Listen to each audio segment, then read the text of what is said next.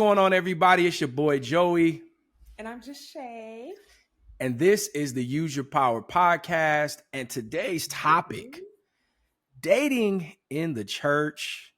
When is girl code or guy code going too far? Good question. Shay. Okay, I'm going to take the lead on this one, Brett. Okay, so I was in conversation with some women and we were talking about, the whole girl code thing and when are you in violation of that, right? Wait, before you go further, define girl code. Okay, so girl code is basically like if me and Bestie, like if me and Bestie was interested in the same guy, whoever gets the guy, the other one can't get the guy if they break up. It is what it is. Or you guys can't date each other's exes. You guys can't do all that. Okay. So when it comes to the church, being in the church community, the issue is it's always been an issue with ratio, right? With women to men. But also the issue is when it comes to church, specifically, we're dating to marry, right? That is the purpose for dating. And when you're trying to date someone, typically within the church, you're dating each other's exes because the church community is very small. So we were talking with amongst the women, we were saying how like, that's girl code. Oh no, I couldn't date him or I couldn't date her or whatever the case may be. But a sister of mine was like, well, at what point do we stop using that as an excuse? Because most likely, if you're looking for a spouse, you're looking for a spouse within the church, you're going to be dating each other's exes. And I was like, oh, this would be a good conversation for the podcast. So therein lies with when is girl code, bro code going too far? Because my thing is, okay, if I was in the talking phase with a guy and it just didn't work out, but then what if he's looking at my best friend or whatever the case may be and he really likes her and they hit it off really well, am I going to not give her a blessing because it didn't work out for us? Now I'm gonna just speak for me only. If I'm in the talking phase with a man and he's like, and we both agreed, we mutually agreed, like we just don't mesh, right? But he's feeling my homegirl, my bestie, and she feeling him, and we have a conversation. I'm gonna give her my blessing. Like, you know what? It didn't work out for us. So yeah, do you, boo? Why would I hold her back from a good thing because of the girl code? I don't think that's right. So that's tough. Like from a guy's perspective, yeah, I ain't fooling with the homies' exes. You know what I'm saying? Like, cause then it's always the sloppy seconds, But the thing is though, this is supposed to be a church setting, right? So did you do things the right way in terms of like the way God wants you to do things or no? You know what I'm saying? Like, did you, I mean, because if y'all didn't go there sexually, then I don't think it should be an issue because like your people said,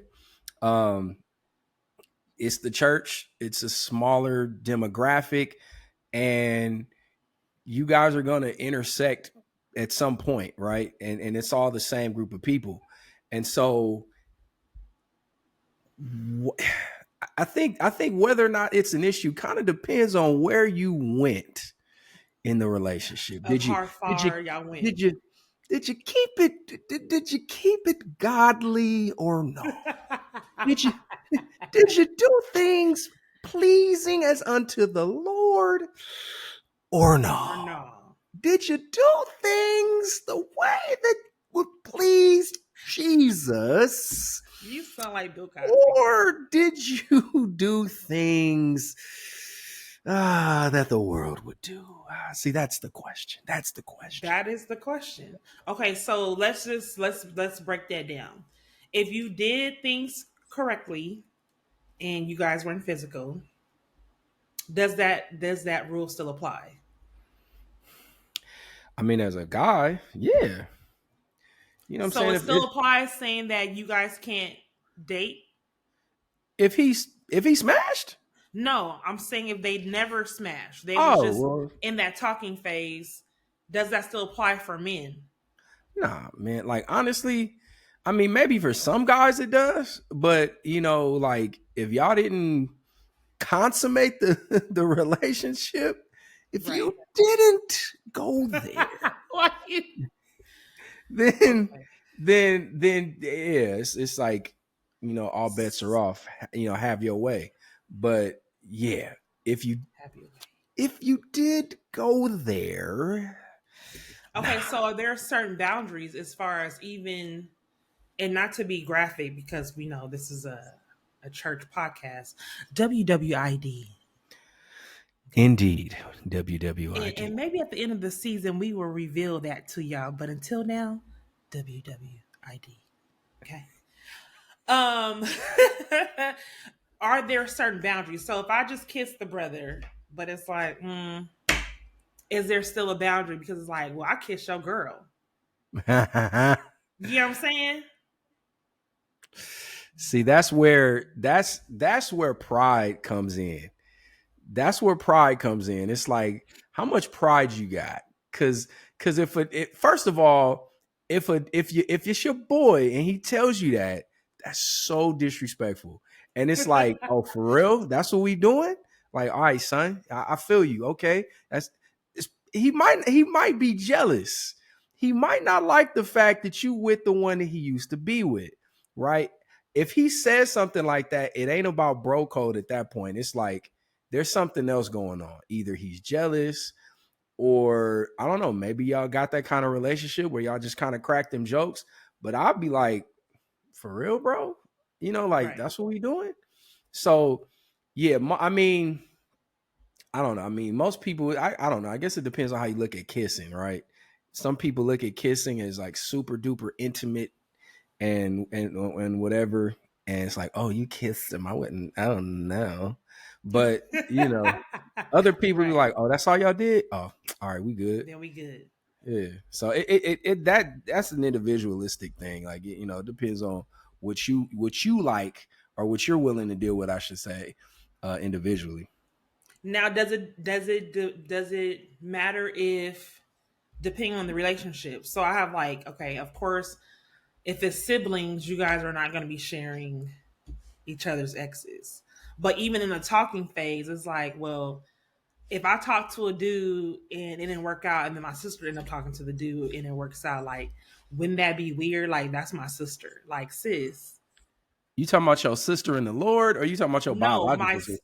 Tori, like my Oh, sister. Like, yeah, that would that's be. what I'm saying. Like, it all depends on relationship with the person. Like, if it's a sibling, if it's like a bestie, I think everything is like it all determines of, okay, what was the relationship, but also, like you said, the boundaries. What boundaries did you guys hit to Mm. determine if we're gonna do the bro code, whatever?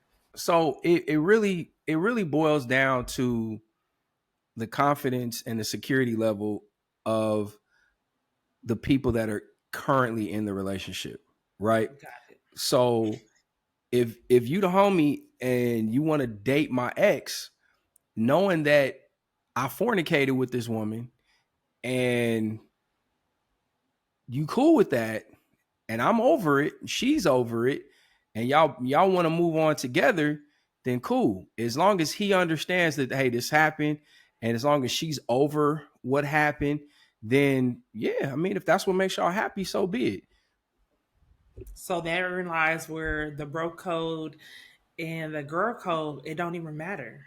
So I just feel like it all depends on the people. That's just how I feel.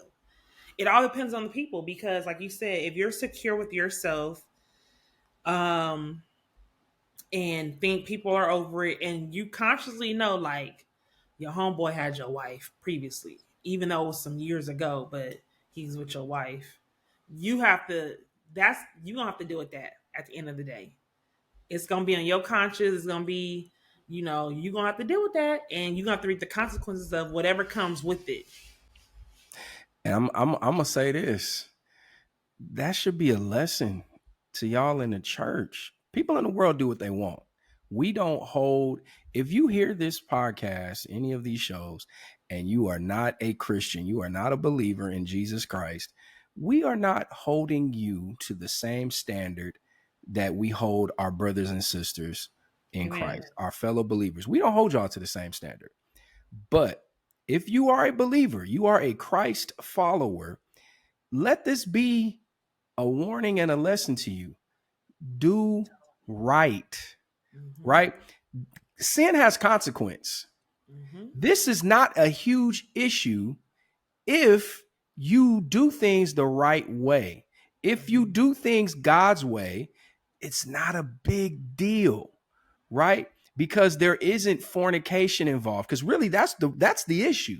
If you and this person have fornicated, now does that eliminate you from anyone else in their circle? And it's like, you may have been perfect for my friend, but because we done had sex together, and it's like, now my friend is no longer interested because he knows that I went there with you. Exactly. And that's always going to be in the back of his mind.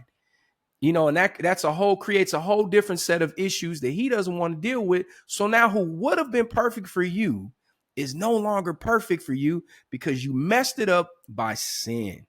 You went and decided you couldn't keep your legs closed and your pants up, and now you done messed it up.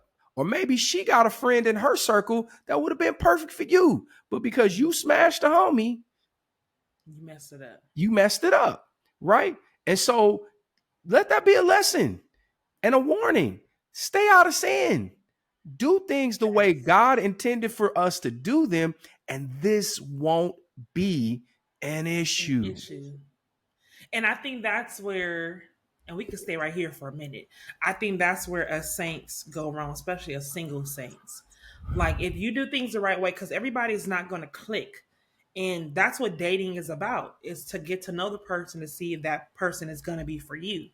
But if you're putting in the sin aspect of it, the factor, it's like, this is why it becomes an issue, because like my friend said, like the dating community within the church, and because you're specifically trying to marry someone who is equally yoked to you because you guys are both saved, it's hard to date or find a spouse because we're stuck on sin and we're doing things together that we should not be doing, right? And this is why I feel like girl code and bro code is irrelevant, especially in the church, because we're not supposed to be doing those things in the first place. And it only applies, if you think about it, it only applies when those things have been, when those acts have been committed. If we never did anything intimate that only a husband and wife should do, then the codes wouldn't even matter. And that's just, and some people might say too, like some people might have a preference, like, no, sis, like I don't care. Even if the person just gave a little peck or a kiss, like the mere fact that that's some form of intimacy, I just can't go that route. That's whatever. It's your prerogative. But because we're putting in, the sin factor, like you said, let's call it what it is, the fornication. This is why we have these codes. But saints, these codes should be irrelevant when it comes to saints, because we shouldn't be doing this in the first place. Hata. I'm just saying. Yeah. I think that's the bottom line. It's just stay out of sin. We got to do better in the church, and we really got to start with the young people and training them up and helping them to understand like what dating is all about, why it's so important not to fornicate, because people have to understand sin has a consequence. It has a natural and a spiritual consequence. It has an eternal consequence if you ain't saved, right? It's like, if people always look at sin and think, oh, I'm gonna go to hell, and that's like, yeah, that's the ultimate penalty. That's the penalty for sin. But sin also has consequences. You know, like there's, for instance, if you're out here fornicating, you know, unwanted pregnancy is a consequence, a potential consequence for sin. You know, I have a child and I've never been married. So I had a child out of wedlock because I was fornicating. I never wanted to have a child out of wedlock. I raised my daughter, love her dearly with all my heart, raised her without her mother being in the home. Now, her mother was a part of her life. She saw her mother very regularly, every single week. But it's not the same. And now, not only do I struggle as a single parent, but my child grows up at a deficit because her mother is not in the home. It hurts her. It hurts my child. It hurts your child when you go out here and you end up in, having children out of wedlock, right? Because you fornicated. It has a consequence. It's like it has other consequences. You get used to certain things. Let's talk about it.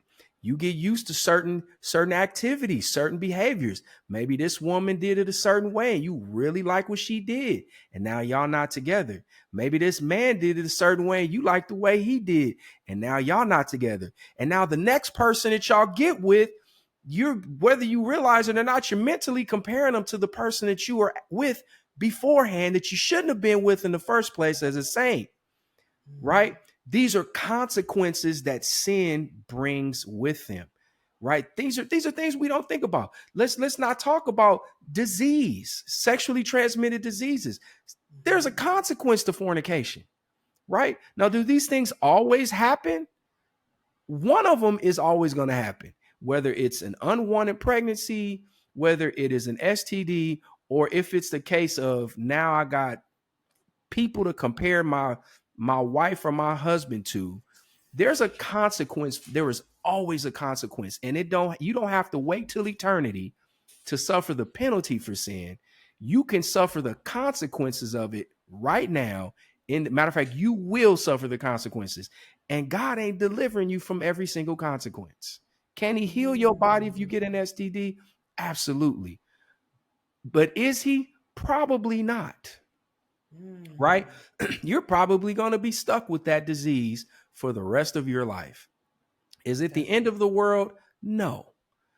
But it's going to affect you going forward. Why? Because you didn't do things the way God wanted you to do. If you go get pregnant and have a child out of wedlock, God ain't delivering you from that. He's not delivering you from that. Now you got to raise this child for the rest of your life. You're going to have to take care of a child. Because what? Because you fornicated. Because sin has a consequence. Y'all got saints. You have to think about this. When you are dating, it is not easier. And the younger you are, the harder it is, because your body is raging in your teens and in your 20s. Your body is raging.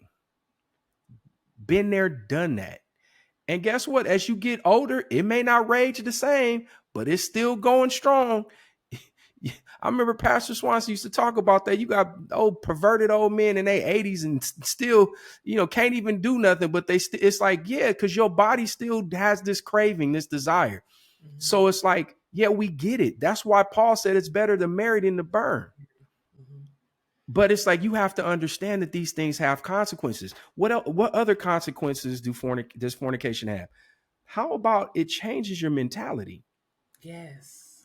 It changes. Like if I'm just dating a woman and I see things that I don't like that maybe are going to cause me to step away from her and say, I don't think this is going to work. I may not be so quick to break it off if I've been sleeping with her. Because now I've got my emotions involved in it. Whereas if I, kept myself from that, I'm not thinking about, like, it's not a big deal if I break up with her. It doesn't hurt me like that. It doesn't cause me any emotional stress or strain. I'm not wondering who she's sleeping with because, well, we didn't sleep together. I'm not concerned with it as, it's not a big deal to me anymore. I don't get emotionally involved the same way. When when you have sex with somebody, there is an emotional bond. I had a woman years ago, long time ago. She told me, she said, whenever two people lay down together, somebody getting up with feelings. And she said, it's usually the woman. So it's like, you got to be smart. Keep yourself together spiritually. Do things the way God wants you to do them. And this won't be an issue. So I want to piggyback off of that because I recently got out of a relationship, was dealing with a guy for 6 months. I was like, wow, 6 months, that went by fast. But because I was doing things the right way, not fornicating, you can look at stuff a lot differently. Your mind is clear to really see what's going on. Whereas if I was sexually active with him, I'll be blind to a lot of red flags, basically, right? And that's how we get ourselves in trouble. You kind of ignore stuff because you're so in love. And it's like, it's not even really love. It's just you're emotionally tied to that person, those soul ties. But because now that I'm really seeing things for what they are, things are more clear to me to make decisions like, you know what? Mm-mm. And like you said, it's easier to walk away. But also, I think as saints, we ultimately forget. I feel like we put dating on a pedestal in the wrong way. In the wrong way. We ultimately forget what the purpose is for dating. It's not just to have fun. And especially when you're young, it's like, oh, I have a boyfriend. Da, da, da. What is that? Like at 40 something, what is a boyfriend? Like for real. My You get man, what I'm my man, saying? my man, my man. Seriously. It's like, if you really think about it, it sounds ridiculous. Like, oh, I have a boyfriend. Like, girl. So I think the mindset is just immatures as you get older, but also we have to remember, like, when it comes to dating, especially in the church, like you said, we're talking to the saints, not the ain'ts. This is specifically for the saints. What is the purpose of you dating that person? Because I feel like when we get a little bit spiritual in that sense, we ain't thinking about girl code, bro code. Like, what are we doing here? Seriously. What are we doing? So yeah, girl code, bro code, I feel like you said only applies when you are in sin fornicating. Because if you are dating the right way and you are keeping your body clean and for the Lord, The Lord. hallelujah, we wouldn't fall in these situations. Our hearts and mind clear. A to the man. Amen. Well, that'll do it for the Use Your Power podcast. I'm Joey. Just Shay. And we'll see you guys next time. God bless. Be encouraged. Bye.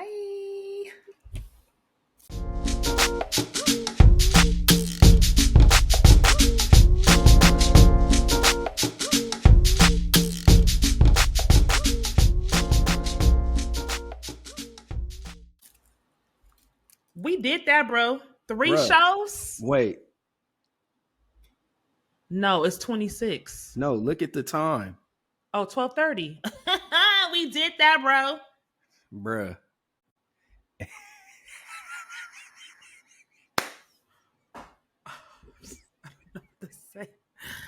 Lord have mercy. You You can't gonna do have stuff like that right before you hit record. that's what the edit button is for. Oh my goodness. I'm gonna keep that just because some people can know. Did nobody hear that? It was before it started recording. Take it. Power apostolic. All right. And 5, 4, 3, 2, 1.